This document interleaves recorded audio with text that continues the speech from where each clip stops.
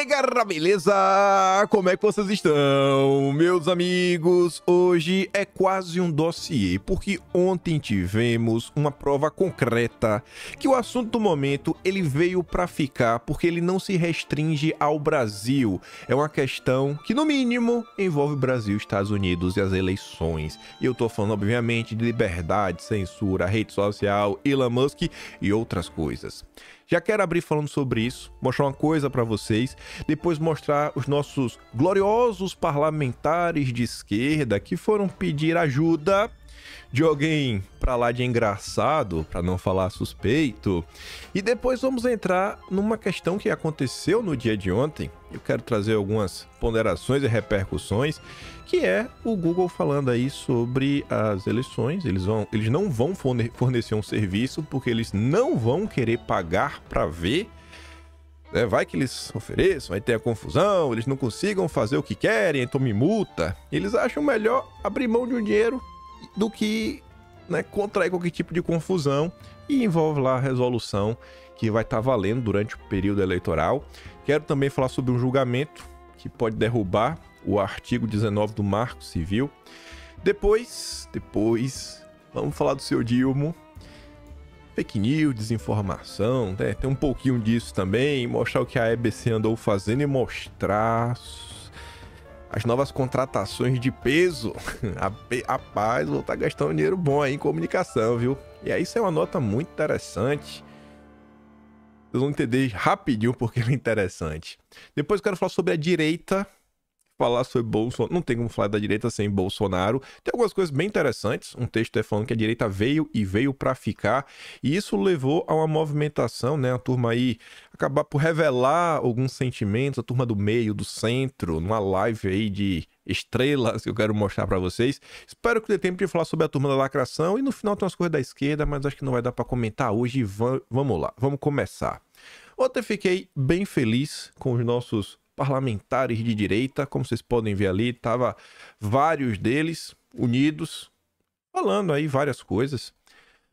O Felipe Barros foi um dos que comentou. O Felipe Barros falou, o Rogério Marinho falou, o Nicolas falou, e o Felipe Barros ele pontuou que eles vão pedir, vão solicitar, ele fala em nome do líder da oposição, cargo que ele ocupa no momento, falando que o caso do Twitter Files trouxe à tona várias confusões, que o Brasil observou. E em nome da oposição, vou acionar institucionalmente o Congresso para que o sigilo seja derrubado em todos os inquéritos e processos. E a turma está pontuando a necessidade de pegar esse assunto, e poder mostrar para a sociedade o que realmente está acontecendo. É importante, também já tem muito tempo, Acho que já deu, eu acho, Pelo menos já deu tempo de dar uma investigada. Espero que os nossos deputados realmente se movam nessa direção. E espero que eles cutuquem aí as suas assessorias de comunicação, que eles têm, partido tem, as bancadas possuem. Porque um desses assessores, eles têm contato com a imprensa e não faltaram veículos de mídia tradicionais, como Estadão, Folha de São Paulo, criticando exatamente esta questão dos sigilos. Então, pontuar, chegar a conversar. Falar, jornalista, vejam só, vocês acabaram de falar sobre isso. Nós estamos aqui, unidos, exatamente para falar, rapaz, queremos retirar esse sigilo, porque não tá bacana. E ver aí se a imprensa vai agir com imparcialidade ou não, Se, não, mas não pode, porque quem tá propondo isso é um bolsonarista, se é um bolsonarista não pode. Mas enfim. Esse daqui é um pequeno tweet de 5 linhas, mas extremamente importante. Extremamente importante. Essas 5 linhas nos dizem conteúdo suficiente para escrever um texto de algumas páginas. Não tô sem querer fazer nenhum alarde, mas para comentar com vocês. Vejam só. Teve o Twitter Files, muita coisa aconteceu, segue acontecendo. A comissão lá dos Estados Unidos, o Comitê Judiciário da Câmara, solicitou documentos junto à administração Biden, tem até o dia 30 para enviar, devem receber, não acho que seja igual ao Brasil, pro lado de lá. Podemos ter mais confusões e o Twitter não é a única rede que funciona no Brasil. O Twitter não é a única rede social que mostrou alguma insatisfação com as coisas. A Rumble também estava no Brasil, também teve algumas confusões. A Rumble optou por sair do Brasil, né? Não dá pra gente, né, do jeito que tá. Tomar a opção deles. E aí a Rumble tá informando que recebeu uma intimação do Comitê Judiciário da Câmara dos Representantes dos Estados Unidos, o mesmo comitê que divulgou os documentos aí do Twitter, como parte de uma investigação sobre os esforços para censurar o discurso online. Vejam só, isso é importante. Ele não está falando sobre censurar o discurso online no Brasil. Ele não está especificando. É uma questão que está colocando de forma ampla. Ampla. Discurso online. Mundo. Cumpriremos a intimação que solicita informações sobre ordens do Supremo. Tu não está preocupada só com o Brasil.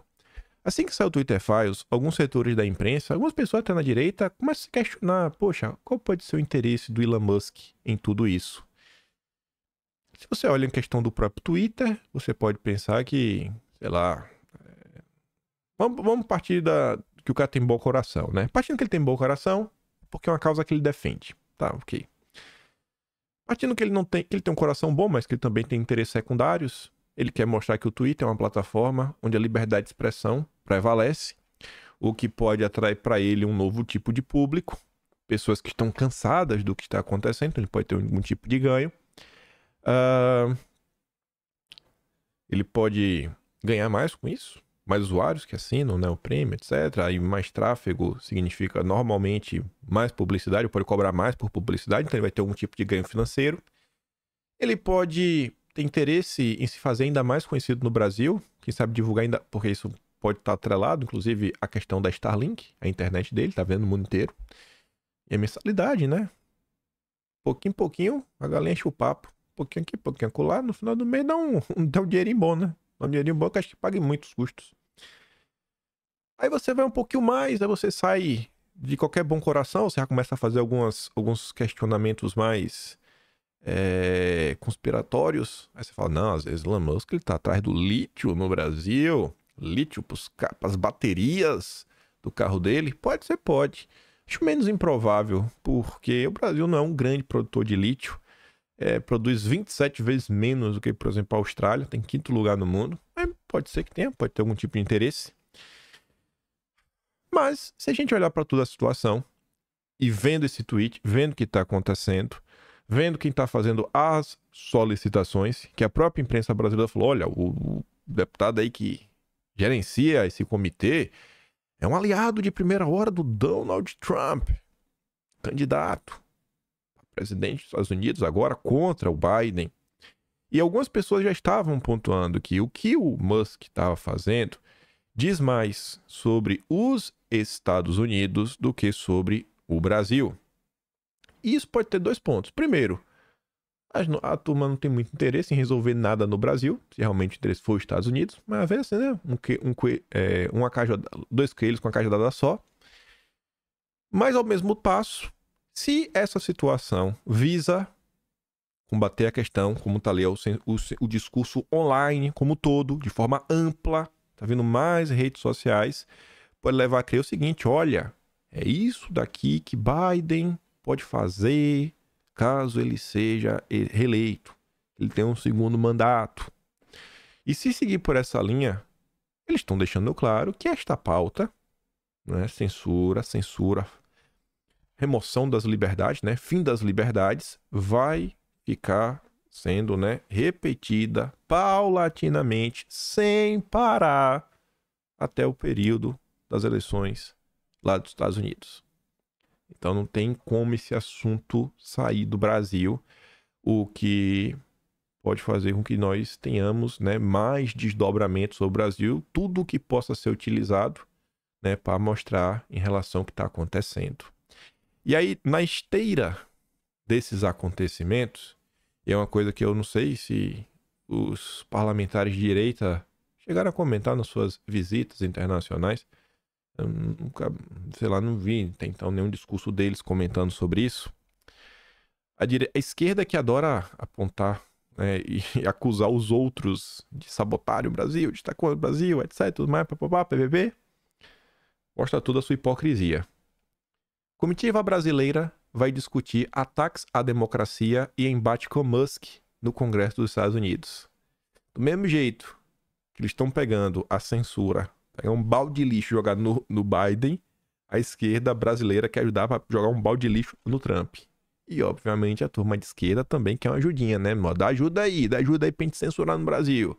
A turma gosta de uma censura, né? A turminha da esquerda gosta. Uma comitiva de congressistas, liderada por Elisiane Gama, relatora da CPI do dia 8, vai a Washington na próxima semana discutir com parlamentares americanos envolvidos na investigação da invasão ao Capitólio, os ataques à democracia nos dois países. Aí, quando li essa nota, a manchete, eu já sabia o que eu já tinha certeza do que eu ia encontrar, ainda mais quando fala de Capitólio. O grupo vai se encontrar com o deputado democrata Jamie Raskin. Que eu de coração espero que vocês que me assistem com mais frequência saibam que eu já ouvi o nome desse cara. Eu já ouvi. Eu sei que o pai dele tem proximidade com Soros. Espero, no mínimo, que vocês lembrem disso. Mas enfim, né? Integrante do comitê da Câmara que investigou a invasão do dia 6 e que foi líder da acusação do segundo processo de impeachment contra o Trump. A ideia é que outros políticos americanos também participem da reunião, mas os nomes ainda não foram confirmados. Essa não é a primeira vez que os deputados envolvidos nas investigações do 8 e 6 de janeiro conversaram. Uma reunião virtual ocorreu em maio passado, né, maio de 2023, com Raskin. Em agosto, uma delegação americana liderada pela deputada democrata Alexandria Ocasio-Cortez esteve em Brasília, onde as respostas aos ataques também foram discutidas. A melhor parte, né? É o pacote completo. Também apoia a iniciativa o Washington Brasil Office, Centro de Pesquisas, adoro isso, que funciona como ponte entre organizações brasileiras e a capital americana.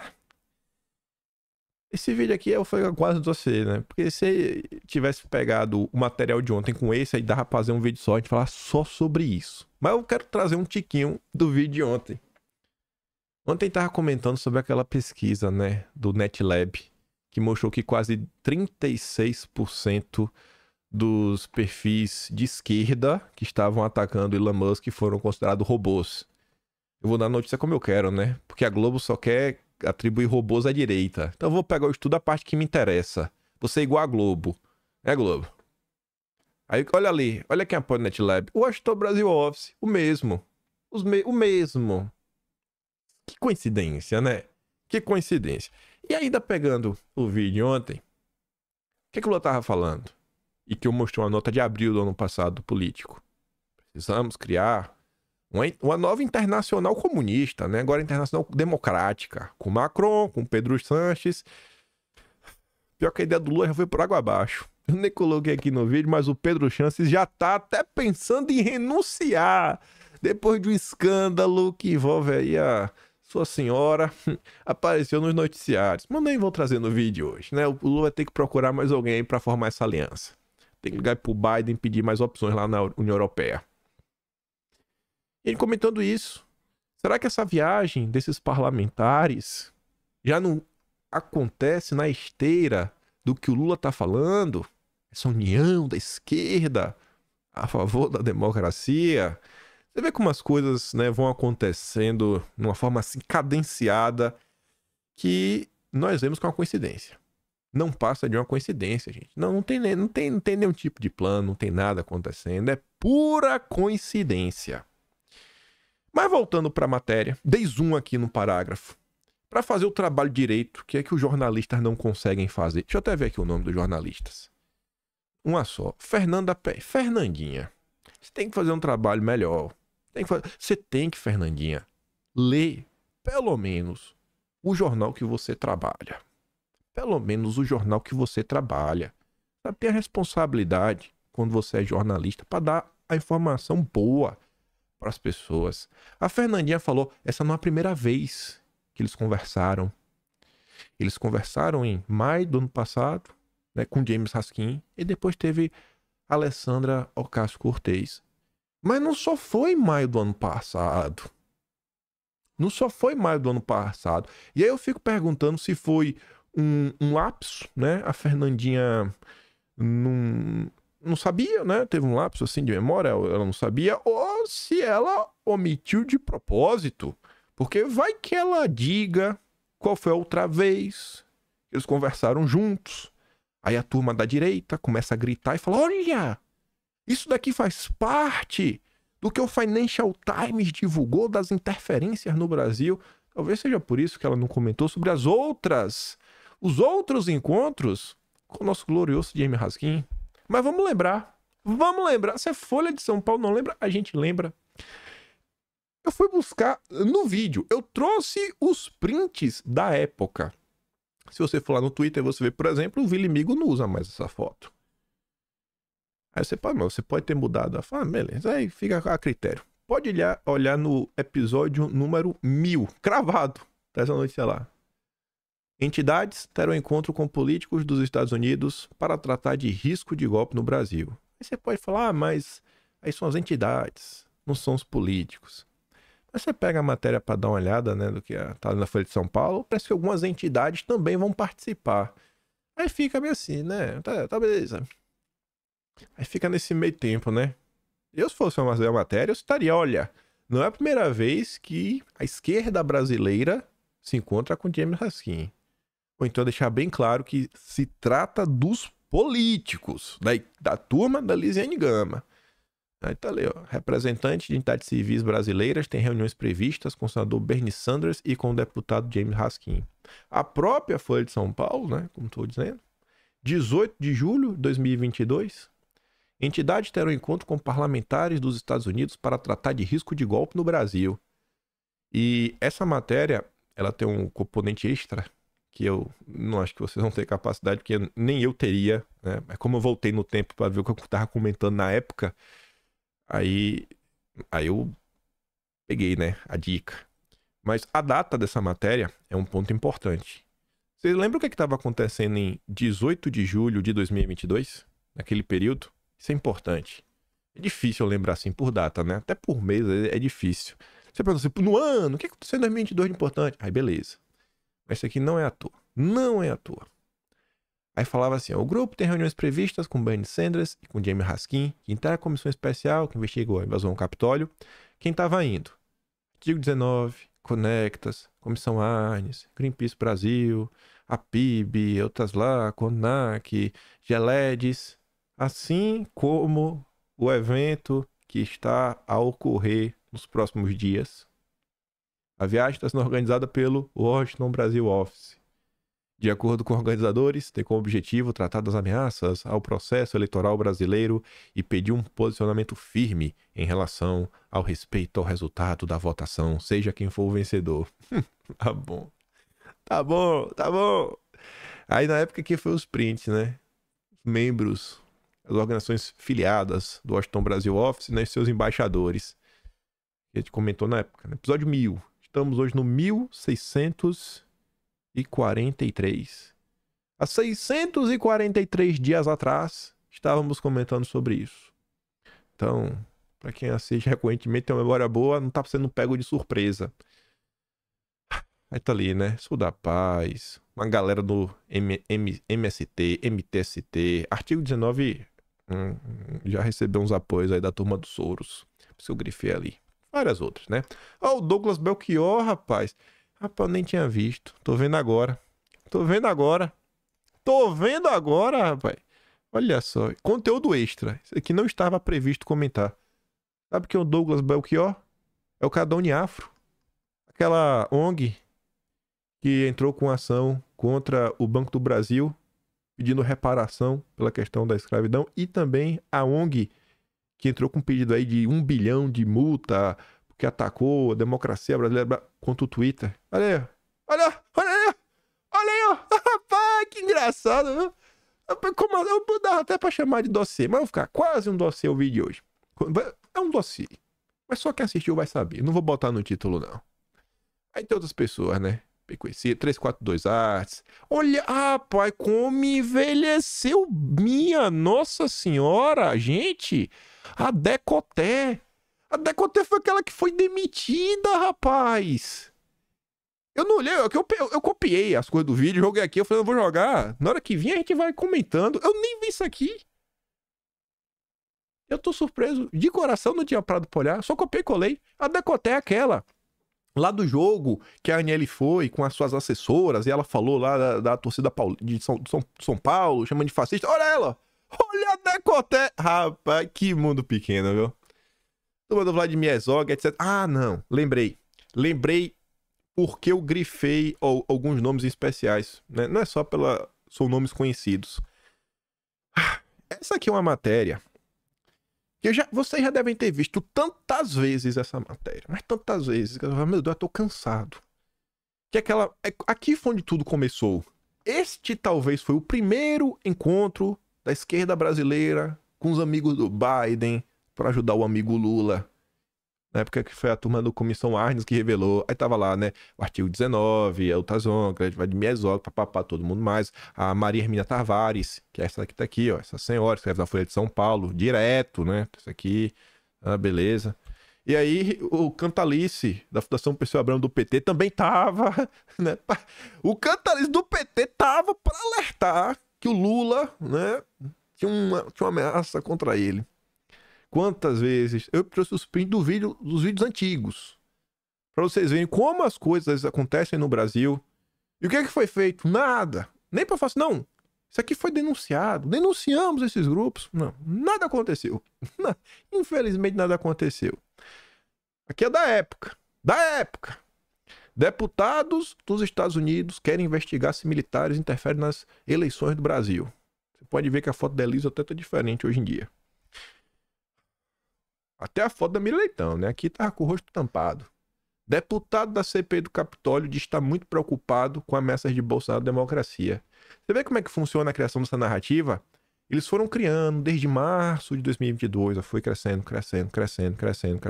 Em julho de 2022, aqui ó, 29, tava a Miriam Leitão compartilhando essa notícia.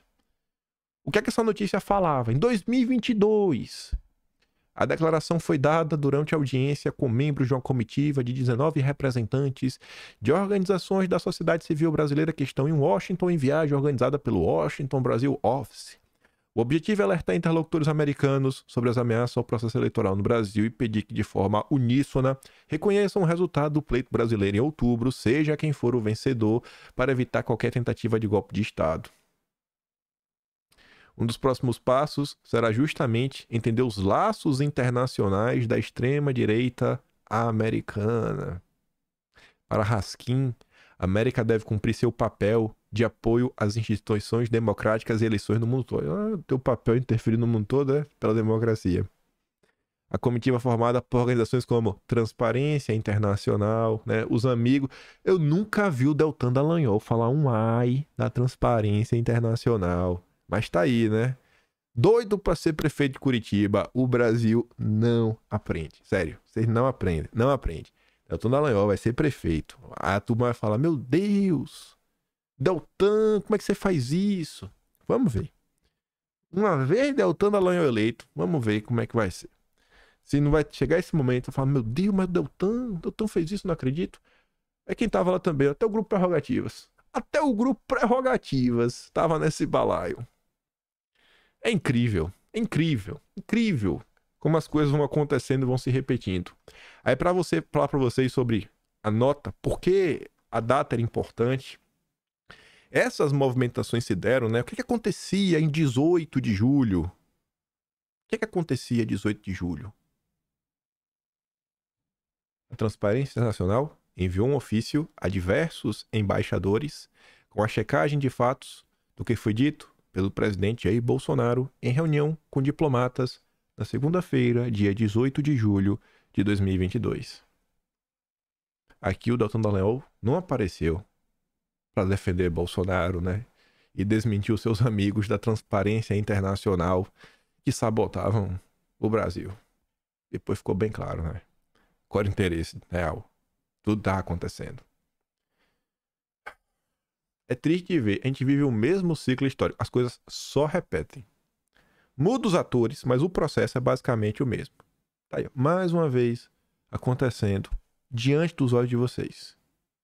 Essas viagenzinhas que a esquerda faz, elas não são, né, inócuas. Elas sempre trazem algum resultadozinho bem prático, mas bem prático. Bem bem prático, bem prático.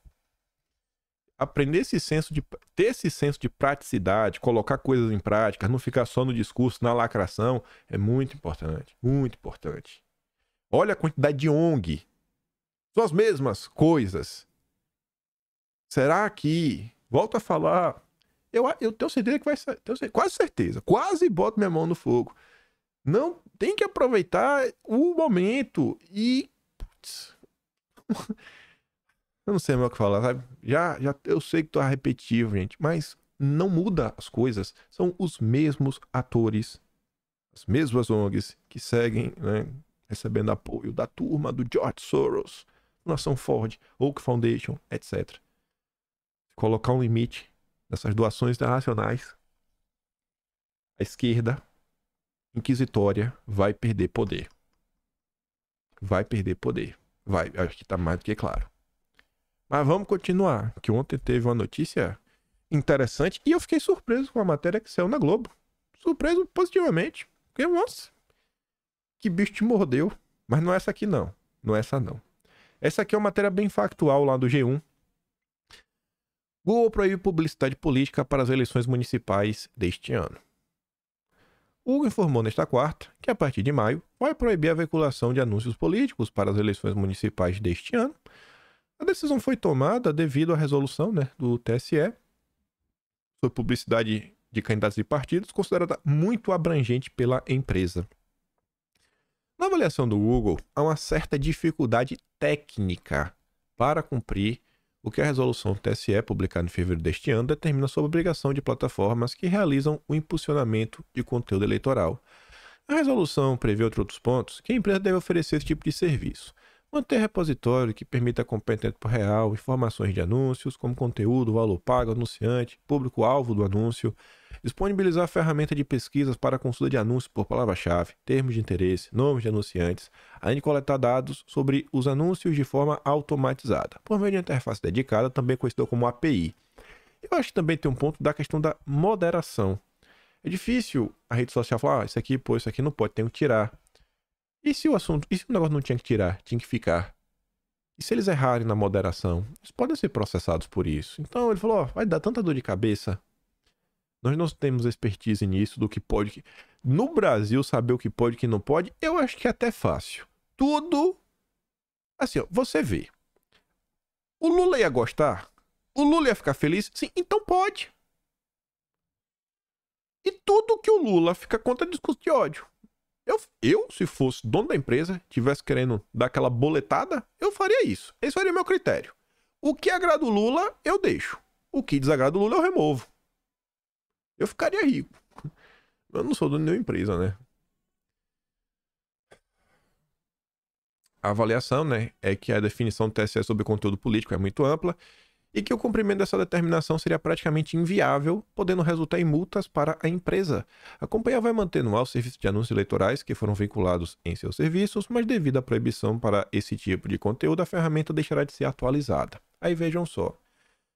Lá no Globo, já falei para você, né, tem várias colunas, etc, tudo mais. Tem uma turma que tá sempre cobrindo a direita. Tem um do Sérgio Roxo, tá sempre cobrindo a coisa. Tem outro que esqueci o nome agora. Mas o que realmente, assim, os que mais publicam as notas sobre o que acontece mais à direita é o Guilherme Caetano. Mas outro ele faz uma matéria, ok, beleza. Essa aqui eu fiquei bem surpreso. Principalmente porque eu peguei a matéria do Estadão para dar uma lida. Do Estadão nem coloquei aqui. Eu coloquei só uma manchete e um parágrafo.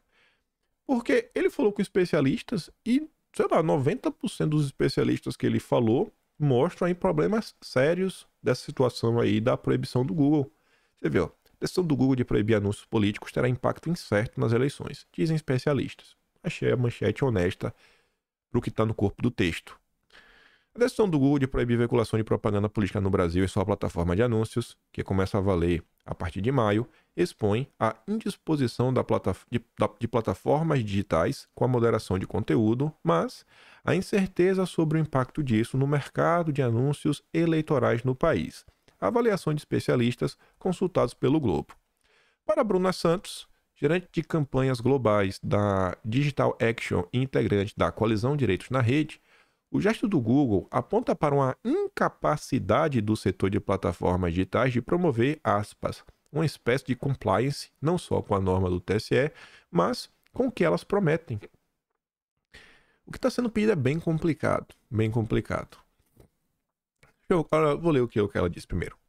É um movimento que já vimos com o Twitter anos atrás, proibir anúncios políticos para justamente evitar responsabilização, multas ou decisões judiciais contrárias à empresa, por ela não ser capaz de realizar uma moderação de conteúdo efetiva e de maneira célebre, né, rápida, como o próprio TSE exige na nova resolução. Cara, não tem como, é impossível. A organização da qual Bruna faz parte, entidade que reúne mais de 50 entidades da sociedade civil e da academia que trabalham em defesa dos direitos digitais, lançou uma nota no mês passado com elogios e críticas à resolução TSE. Por um lado, celebrava a abordagem de temas sensíveis como obrigações de transparência para plataformas e regras para a venda de publicidade direcionada. Por outro lado, previa consequências graves para o debate público.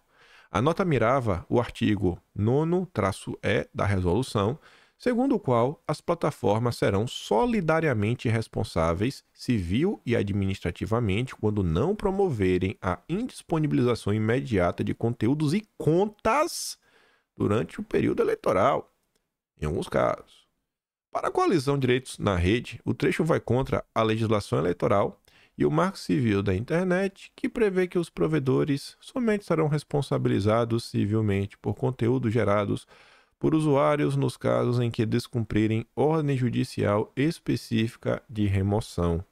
O resultado, previam os críticos, seria levar as plataformas a removerem até conteúdo apropriado com medo de serem penalizadas por eventuais omissões. E aí, pare e pense o seguinte. Pensa o seguinte. Imagina.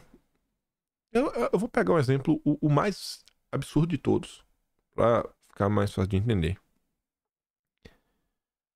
Você, quando lidar com algoritmo, eu acho que é fácil de entender que ele entende inglês melhor do que qualquer outra língua, né? Normalmente os programas eles são disponibilizados em inglês primeiro, porque quem os desenvolveu normalmente fala em inglês.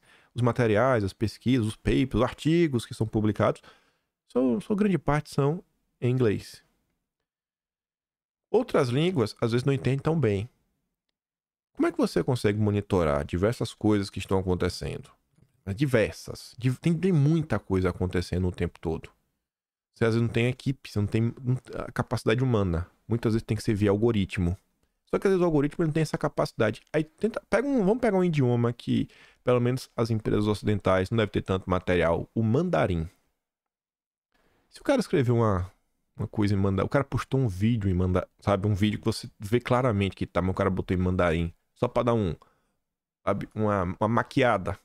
Pra dar um olé. Pra dar um olé no que tá acontecendo. E aí?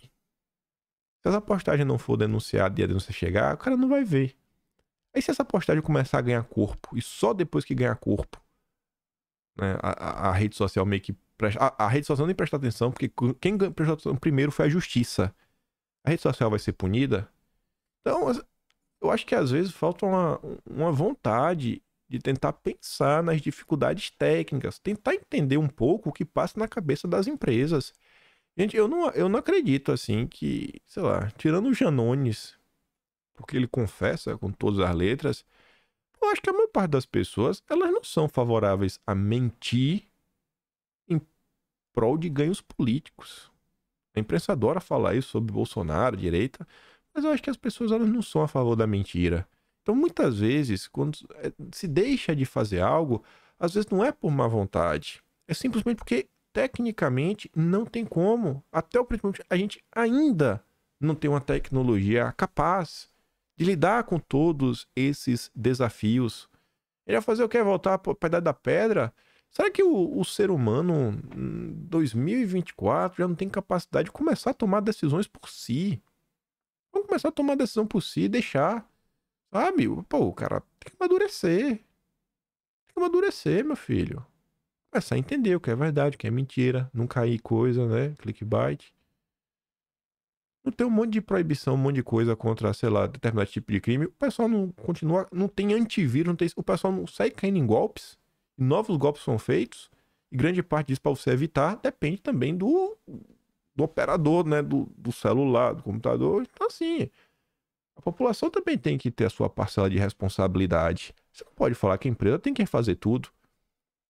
Se o cara tomar um golpe, o cara tá com o celular, o cara tomou um golpe, o que? A Samsung vai ser a culpada? O cara tem iPhone, então vai acionar a Apple porque não conseguiu proteger o cara de um golpe. Não, mas o golpe chegou por SMS. Então a gente vai acionar, claro. Patinha, viva, oi, porque o cara recebeu, não era pra ter recebido. Tem que ser filtrado o que é chegar pro cara. Então, assim, é bem complicado. Bem complicado. Muito complicado, né? Complicado demais. Demais, demais, demais, demais. Ai. Pesquisadora do Centro de Tecnologia e Sociedade, professora na FGV de Direito, Yasmin Kuzi oferece duas interpretações distintas para a decisão do Google, uma positiva e outra negativa. Por um lado, poderia contribuir para a redução na disseminação de desinformação e manipulações eleitorais, já que restringe o alcance de campanhas pagas que possam ser redirecionadas de maneira não equitativa. Por outro, diz ela, pode limitar a capacidade de pequenos partidos e candidatos menos estabelecidos de alcançar um público maior, potencialmente afetando a pluralidade e a equidade no processo eleitoral. Quem já tem uma conta grande, isso, aquilo outro, é o candidato pequeno.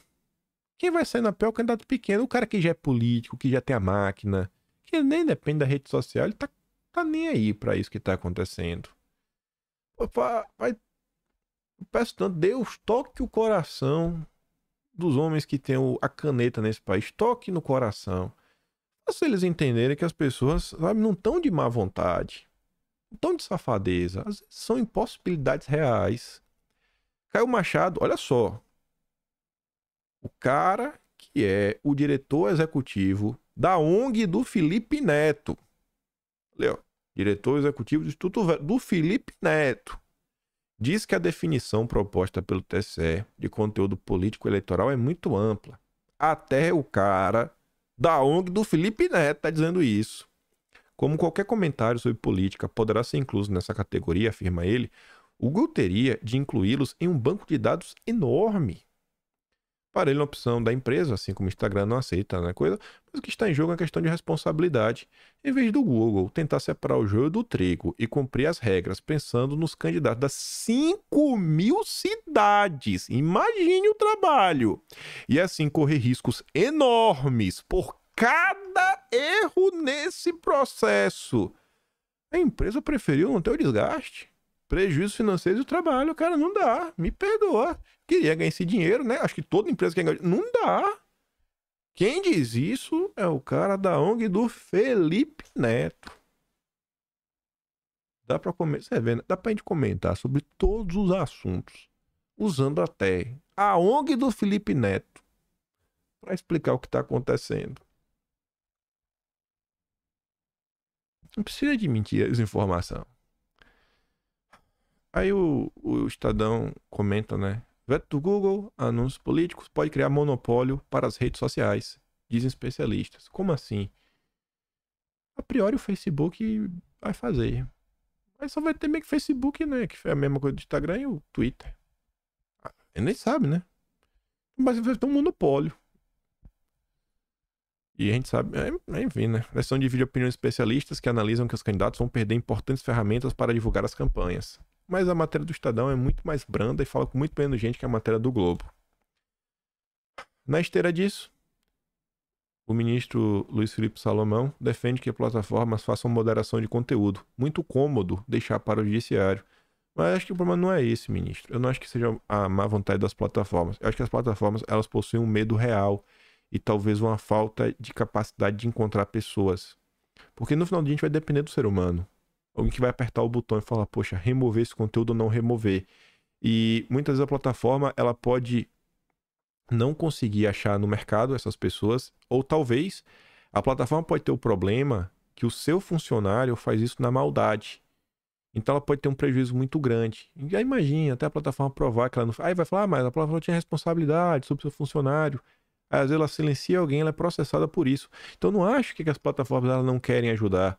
Quando é aquele tipo de conteúdo flagrantemente do mal, sabe? A pessoa sem roupa, absurdos. Você vê que as redes sociais, elas retiram. Que, acho que não é má vontade, ministro. De coração, falando pro senhor, sabe? Sem ironia, sem nada. Né? Diz que elas precisam assumir a responsabilidade pelo que disseminam. Por isso o ministro, também ministro do Superior Tribunal de Justiça, diz que o anteprojeto, com proposta de alteração do Código Civil, impõe às redes sociais uma conduta mais ativa para evitar que conteúdos ofensivos e criminosos sejam divulgados. O texto apresentado ao Congresso propõe a revogação do artigo 19 do Marco Civil, que é o que diz que as plataformas não são responsáveis pelo que as pessoas postam. E ainda vai ser mais complicado, porque você vai sair da questão de publicidade dos candidatos, vai ser todas as pessoas nas redes sociais. Minha nossa. É muita coisa, é muita coisa. Sabe? É muita coisa. É muita coisa mesmo. É muita gente. Eu acho que não tem tecnologia para isso. Só o Brasil. Quantas pessoas... Vamos botar... Você tem rede social. Por exemplo, Bolsonaro deve ter mais de 20 milhões de seguidores no Instagram. Não olhei mais quantos números ele tem, mas tem mais de 20 milhões. Eu sei que tem gente... Pronto. Felipe Neto tem mais de 40 milhões de seguidores no YouTube. Só no YouTube. 40 milhões. Imagine os comentários que são feitos. Cara, imagina você conseguir monitorar isso. É muita coisa. Não tem algoritmo, não tem material humano que dê conta. Você lê, refletir, poxa, será? Vai ter vários que você vai ficar na dúvida, aí você vai olhar isso, vai olhar aquilo outro. Por isso que a coisa é encaminhada para justiça, que em tese são pessoas que estudaram para entender os limites legais das coisas. Poxa, vocês, ministros, juízes, poxa, vocês que se arvoram isso, né? São os caras que têm a capacidade de decidir o que é certo e o que é errado. Tem coisa que é óbvia, que tá bem claro, poxa, isso aqui não pode. Mas tem uma área cinzenta que todo mundo está questionando. Poxa, isso pode ou não pode? Em determinado país pode, outro não pode. Às vezes, o algoritmo foi criado pensando na realidade norte-americana, da primeira emenda. Chega no Brasil, você não consegue reaplicar. Às vezes tem um algoritmo, inteligência artificial, machine learning. A revogação do artigo 19 abriria espaço para usuários moverem ações judiciais contra as plataformas, pedindo indenização por conteúdos ofensivos e criminosos. Aí esse assunto, ele pode ser votado, inclusive na Suprema Corte. Quantos votos o Supremo já tem para responsabilizar as redes sociais por conteúdos publicados? Bela Megala informa, né, que a coluna conversou com 5 magistrados que afirmaram serem favoráveis. Nos cálculos, há ao menos 7 votos garantidos. A maioria dos ministros vai se posicionar pela inconstitucionalidade do artigo 19. Espero que a internet não fique inviável. Eu realmente espero, né, que a internet não fique inviável, porque muitas pessoas dependem disso para trabalhar, para muita coisa, e às vezes podem ser punidas, que as empresas vão ficar com medo. E o debate ao redor de todo esse assunto, eu acho que a imprensa também não ajuda. Você vê, Lugabeiro, interessa a todos um regulamento para a internet. Porque se você não tem regulamento para a transgressão, por outro lado, também fica sem regulamento para a repressão. Não interessa a ninguém que não existam visões claras sobre o tema, destaca Gabeira após o Google proibir publicidade eleitoral. Aí o André Marsigla, jurista, ele fala assim, ó: viver em sociedade é estar regulado, Gabeira. Mesmo quando o Estado deixa de regular algo, está regulando. A regulação é não regular. O ponto de discórdia não é esse, mas se fingir que nenhuma lei alcança a internet e que, portanto, a única regulação efetiva é a que promove controle de conteúdo. Eles seguem nessa, não, a internet não é terra sem lei, a internet não é terra sem lei. Pessoas são processadas diariamente por injúria, calúnia, difamação. Pô, bicho, sério, não é difícil de entender. Por que tanta má vontade por parte dos jornalistas? Por que tanta má vontade? Por quê? Aí você vê aqui, ó, Agência Brasil. Governo Dilma, né? Olha a notícia. De 71 países ou blocos, apenas 2 e União Europeia não criminalizam a desinformação, né? Você fala, nossa, de 71 só 2 e União Europeia? Não é quase ninguém. 3, né? Rapaz, todo mundo, menos 2, rapaz, pouca coisa. Estudo foi lançado nessa terça-feira na Câmara dos Deputados. Aí, olha quem tá criticando o governo federal. Cristina Tardáguila, fundadora da agência Lupa. Acho que ela é da Lupa, ou é os fatos. Eu tô na dúvida, Cristina, me perdoe. Mas é a Lupa ou os fatos. Ela é uma especialista de fact-checking. Ela tem uma agência de fact-checking. E ela tá criticando o governo Lula falando o seguinte, ó, isso daqui é uma aula de manipulação estatística. 2 países mais a União Europeia são 29 países. Isso quer dizer quase 41% das 71 nações analisadas não criminaliza a desinformação.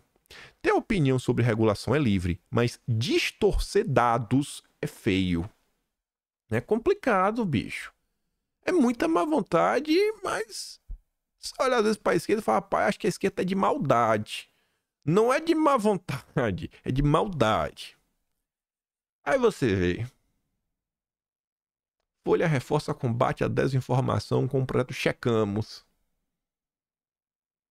Aí o AGU gosta, é importante medida. Vem muita boa hora, sucesso ao projeto. Me pergunto se a Revista Oeste fizer uma checagem, lançar esse projeto, vai ganhar um RT do Messias? Me pergunto, né? Eu espero que sim. TV Globo e Globo News vencem Prêmio Nacional de Jornalismo do Poder Judiciário. Justo, né? Eu realmente acho justo. Essa é a ironia, né? Ironia seria se eles não ganhassem. Eu falo, o quê? Eu acho que essa era a notícia, a verdadeira notícia, né? Era se a Globo não ganhar. Aí ia ser um escândalo. Podia meter lanterna urgente. Algo estranho aconteceu. Aí a turma que tá muito preocupada com mentiras, desinformação, né? Eles inclusive falam que é por causa disso. Que o governo Lula não emplaca, não avança pra frente. O protagonista soltou uma nota muito descaradinha, pesada. Sobre a tentativa do governo de levar a verdade para as pessoas. Agências amigas do PT vencem mega licitação de Lula. O antagonista já sabia desde o dia anterior do resultado da mega licitação para combater fake news dos outros, né? Do governo Lula, não do Lula, dos outros. Aí eles falam, o antagonista já sabia do resultado desde o dia anterior. Como? Eu não sei, mas eles estão dizendo que sabiam. Saber do resultado com antecedência não deveria ser possível, já que os autores das propostas vencedoras só poderiam ser conhecidos na sessão pública desta quarta, pois o julgamento acontece sob propostas não identificadas. Os 197 milhões de reais alocados pelo Palácio do Planalto para combater fake news dos outros serão partilhados por 4 agências amigas do governo Dilma, o que desperta suspeitas sobre o processo. O resultado anunciado nesta quarta foi publicado horas antes, na terça-feira, em postagem cifrada no perfil do X de um dos autores desta reportagem. PP igual AD mais M mais BR Plus mais US. PP deve ser publicidade e propaganda. Então tá ali, ó. AD, aqui ó, amigas. A área comunicação, AD. Bom, acertou o AD, né? Uma. É conhecida por sua associação com Otávio Antunes, marqueteiro do Haddad. A US, né, usando digital, tá ali, então acertou 2. É vinculada ao Sidônio, que foi marqueteiro do Dilma. A BR+, né, BR Plus, foi o que escreveu ali, então 3 acertos, que compõe um consórcio vencedor da BR e tal, com a Digi e tal. Tem conexões com deputados federais Lindenberg Farias e a Gleisi Hoffmann. Por último, a agência Moringa L2W3, que ele só colocou o M, né? Pode ser que não seja, né? Teria preferência do Paulo Pimenta. Aí o Jair Messias Bolsonaro comenta sobre esse caso, falando, né? Algum comentário de alguém sobre milícias digitais ou algo do gênero? A inércia, quando se trata do outro lado, expõe o método há muito tempo. Não enxerga as circunstâncias que o país vive quem não quer. Sob pretexto de combater a desinformação, o governo planeja gasto recorde de 251 milhões para interferir nas redes sociais. Aí só pra falar mais um pouco, tá falando de Bolsonaro, né? Tivemos aí um final de semana, 30 e poucas mil pessoas, segundo o levantamento da USP. E aquela coisa, nunca falha. Toda vez que você vai atrás de um especialista, você encontra as mesmas coisas. Você vê ali, ó. Todo debate público é sempre citado na mídia como referência para mapear os atos de rua e as redes sociais. Quem será que patrocina esses acadêmicos? Quem? Ford Foundation, Fundação Ford. E acho que se cavar direito é capaz de achar os Soros também. Nunca falha, gente. Nunca falha. Nunca falha. Nunca. Nunca. Nunca. Aí você vai olhar as preocupações. Evangélicos dominam posts de extrema direita. Revela estudo. Renato fala, né? Calça aos evangélicos? Será que em breve os posts com versículos serão submetidos à checagem pelo órgão que fiscaliza a saúde da democracia? É complicado, né? É complicado. Vamos falar da direita. Saiu um texto interessante no Estadão, na noite de ontem, 8 da noite. A direita brasileira veio para ficar e o vácuo está ao centro. Por décadas no Brasil, ser considerado de direita era um estigma. Ninguém aceitava a pecha. Eu acho que deve estar no Atlas de junho. Eu acho que está no Atlas de junho. Vocês podem procurar lá, quem procura acha. Não vou lembrar qual mês. Eu trouxe uma matéria que é o FHC, a matéria da Folha de São Paulo. O FHC reportando a matéria dizia que ele reportava pro Tony Blair que ele conseguiu grandes avanços no Brasil, que hoje, naquela época, né, ninguém mais se considerava de direito conservador. Então a direita já não era um problema mais. Bem na linha, né, do que o Fabiano está escrevendo. Enfim, o direitista era sempre alguém antiquado, equivocado, sombrio e até mesmo cafona. Recentemente, nos tempos em que a disputa da política nacional era entre o PT contra o PSDB, o maior temor dos tucanos era receber a terrível pecha de ser de direita, e se envergonhavam bastante de terem privatizado estatais que davam prejuízo e passaram a dar lucros. Nas escolas privadas da classe média alta, quem manifestava posições tidas como conservadoras era já de pronto considerado um esquisitão sem acesso às melhores festas. Já houve um debate aberto em universidade pública, conduzido pelos alunos e professores, na qual se discutiam as melhores alternativas nas eleições presidenciais subsequentes, contanto que fossem os candidatos de esquerda. Ali a direita simplesmente não existia.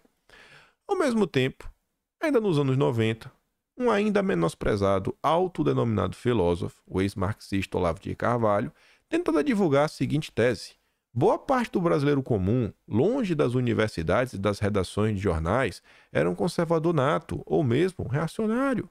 O entrave é que não via opções políticas viáveis que estivessem de acordo com suas crenças, quando essa fração relevante da sociedade soubesse se organizar para enfrentar o establishment cultural esquerdista, iria tomar o poder.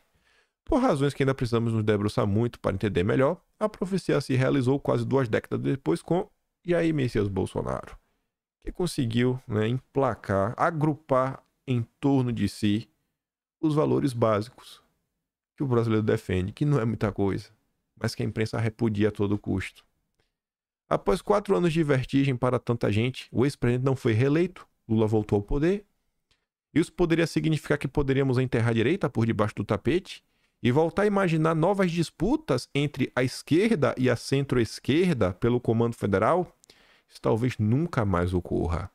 O fenômeno Bolsonaro, somado com as redes sociais, onde cada cidadão tem sua tribuna e a mídia tradicional se enfraquece, abriu a caixa de Pandora. A direita veio para ficar. Um detalhe para não passar desapercebido: vários dos atributos que o petismo joga contra Bolsonaro, como fascista, inimigo dos pobres, etc., eles já tiravam sobre os tucanos.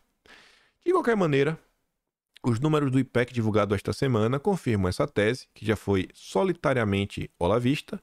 Segundo a pesquisa, o Brasil hoje conta com 45% de eleitores de mais à direita, né? 24 muito convictos, 20 de centro e 21 de esquerda, dos quais 11 são muito convictos. Ou seja, para vencer as eleições, a esquerda precisa conquistar a maioria absoluta do centro. Já a direita precisa ir atrás de apenas uma minoria os eleitores centristas para vencer. Aí ele fala que Bolsonaro, né, só falava para os seus, etc. tudo mais. Independe de qualquer coisa, gente. Eu vou batendo na tecla. Temos que expandir um pouco o nosso discurso. Tudo indica que nós vamos voltar em 2026. Tudo indica. 2027, né? 1º de janeiro de 2027. Tudo indica que a gente vai estar lá de novo. Tudo indica o cenário. Que voltemos realmente para solucionar esse país. E aí o cara encerra falando o seguinte. É claro que ainda precisa ficar mais claro quais são as definições de esquerda, direita e centro de quem responde a um questionário desse nível. Quem vem batendo na tecla, né? Tem várias divisões, esquerda, direita, cada um acha que é mais ou menos uma coisa. Tem que ter, no mínimo, assim, algumas coisas mais básicas que as pessoas concordem, tipo, reduzir imposto. Reduzir imposto que todo mundo concorda. Liberdade de expressão, todo mundo também concorda. Coisas assim, um pouco mais basilares. Pô, a gente tem que investir no que vai desenvolver o Brasil. Deixa a agenda verde para tomar do Lula. São termos controversos e faltam maiores esclarecimentos. Na universidade pública, a direita pode ser simplesmente identificada como uma pessoa perversa e que odeia os pobres. É que é assim, né? Tomaram conta, a esquerda trata todo mundo assim. Num debate em 2006, um esquerdista já afirmou, quando confrontado a definir os termos, observe Geraldo Alckmin e você saberá o que é direita. Tá vendo, né? É o ser direita a serviço do Lula. Por outro lado, a direita tem lançado no ar a ideia de que a esquerda é incompatível com o cristianismo. Há muita fumaça que turva a visão dessa disputa entre direita e esquerda. Aí falando sobre a direita vir para ficar. Depois de toda essa notícia ruim que a gente comentou mais cedo, eu acho que essa daqui anima um pouco. A gente tá longe de ter maioria, mas porque a gente aumentou umas 10 vezes. PL monta uma ofensiva para virar a maior bancada do Senado e fortalecer a oposição ao Dilma. Tá querendo trazer mais 3 para ter 16 senadores. Um único partido.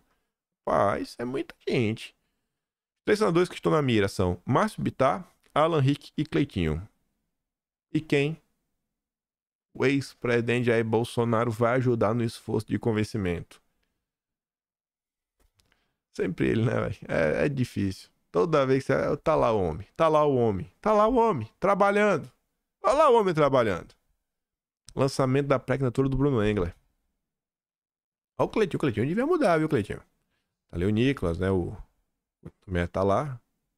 11 de maio. 11 de maio, lançamento. Já tá rodando no Brasil. O homem não para.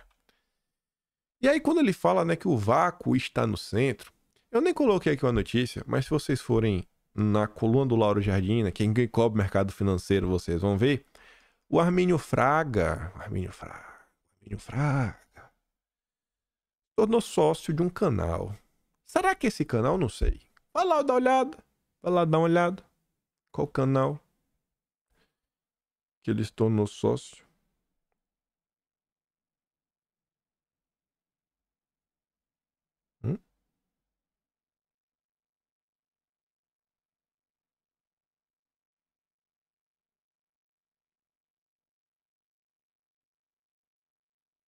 Não, recebendo não sei quem mais. Pensei que era importante, mas nada pra comentar em vídeo, só prestar atenção. Se liga nisso daqui. Então, dado o alívio de termos um presidente democrata, e é sempre bom a gente sublinhar isso, ele tem um problema que é... E eu acho que esse é um problema da esquerda em geral, sabe? É preciso começar, e isso tem de vir da esquerda e tem de vir do centro, mas principalmente precisa vir da esquerda, se a gente quer voltar a uma normalidade democrática, ele precisa começar a trabalhar para separar a extrema-direita da direita. Eu não estou dizendo que esse é um trabalho simples, mas quando você fala... Pedro? Foi o Musk. A gente tá com... Foi o Elon Musk. A gente tá com um probleminha ali na internet do Pedro, mas a gente vai continuar aqui. Ó, o Pedro tá voltando, vamos ver. Voltou. Pô, Pedro, não deu nem tempo da gente conversar. Vai lá, continua. O ponto que eu estava tentando fazer, essencialmente, é o seguinte. É preciso começar a trabalhar por parte da esquerda em buscar interlocutores com quem seja possível o diálogo na direita. Se você não começar a trabalhar com o reconhecimento de uma direita democrática, o que você faz essencialmente é empurrar essa direita democrática para o lado do bolsonarismo. Porque aquele lado é o lado que tem voto, portanto, um lado que é mais confortável. Aposto que nesse momento tem um bando de gente na caixa de comentários dizendo absurdo, quer normalizar fascista, quer isso, quer aquilo. Não. Eu só quero reconhecer o fato de que enquanto a gente não começar a trabalhar ativamente para reconhecer interlocutores na direita e legitimar interlocutores na direita, esse troço não vai funcionar. E essa coisa tem que partir do exemplo do presidente da República. O Lula faz em parte isso. Mas não é bastante. Quem são os candidatos a serem... Parece piada, né? A turma fala da tal direita permitida. Temos que fazer a direita permitida. Lula fala quem pode ser direita pra gente começar a desenhar o cenário. Os liberais com certeza. A turma do MBL. A turma do MBL com certeza também. Aí você vê, ó, direita permitida, ó. Bastariam 6 meses de um governo pragmático, tipo bosta do Temer ou do PSDB, para arrumar a casa. Mas aí botam um cretino, tipo que estava lá antes, que só tá preocupado em lacrar, viajar e fazer farra com a esposa. Não teria como ser diferente. A turma do MBL já tá aí, ó. Não, olha só. Olha, PSDB, Temer. Olha a direita permitida. Uma movimentação ativa. Quem são aqueles 3? A Marilis, escreve todo dia na Folha de São Paulo. Tá tentando... Tá clamando pra direita deixar de ser canceladora e woke, porque ela tá vendo que tá dando errado. Os textos dela todos estão indo nessa direção.